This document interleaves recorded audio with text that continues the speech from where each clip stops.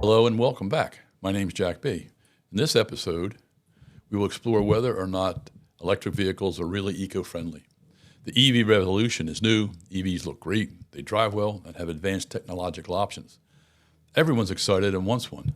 There's a lot of unknowns, and manufacturers of EVs are moving forward with them anyway and being backed by the government. A lot of promises are being made, but no changes or implementation with respect to clean mining, recycling material, and safe disposal. The question is whether anyone will follow through. Will mining be pollution-free? Will there be no more toxic waste dumps? To evaluate whether something is eco-friendly or not, I believe we need to look at their life cycle.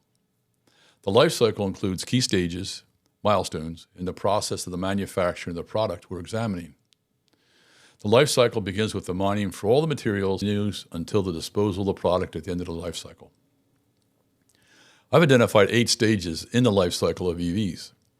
I suspect that some people would say there are more and some people would say there are less. But we live in America, and as of now, we still have the ability to have different opinions. So let's take a look at the life cycle. The stages are mining material, extraction of the specific element or raw material from the ore, the manufacture of the metals, plastics, components, and circuit boards, assembly of the pieces and components, assembly in the EV plant, the finished product, end of life cycle, disposal of the EV components and batteries, and 8 would be the final part, which is transportation of the usable material between each stage. This transportation has the usual hazards involved. The mining stage has hazardous substances. There's toxins and heavy metals are released into the air, soil, and drinking water.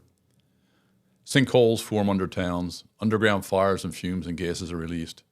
To understand how dangerous and highly toxic that mining can be, please look up what happens in cities and towns near mines. Stages 2 and 3 are similar, 2 being the extraction of the specific or raw material from the ore, and 3 being the manufacture of that raw material from the ore. Plastics, components, and circuit boards. Both stages 2 and 3 have the same potential for polluting the environment by releasing hazardous substances, toxins, and heavy metals into the air, soil, and drinking water. As examples of toxic processes for the stages 1, 2, and 3, I've provided a list of cities that have been affected. Pritchard, Oklahoma is pretty recent. You can take a look at that online and see what that involves. It's pretty tragic for the people who live there and their families. Stages 4 and 5, the assembly of the pieces and components and the assembly of the components into the EV plant. Aside from the transportation aspect, 4 and 5 have minimal impact on the environment. Stage 6, which is the finished product, is the car just sitting there by itself, which is pretty eco-friendly at that point, just not moving. But there's maintenance for and support of infrastructures needed for the EV are inherently toxic. More demand for the generation and distribution of power. All new infrastructure is required to support the generation and distribution of that power.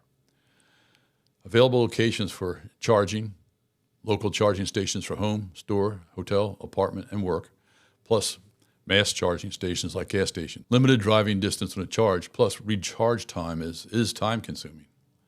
Not to mention that lithium batteries can be unstable and are not completely safe. They can cause fires when they are charging and even when they are not charging. Fire departments are not generally equipped to extinguish lithium battery fires at this time.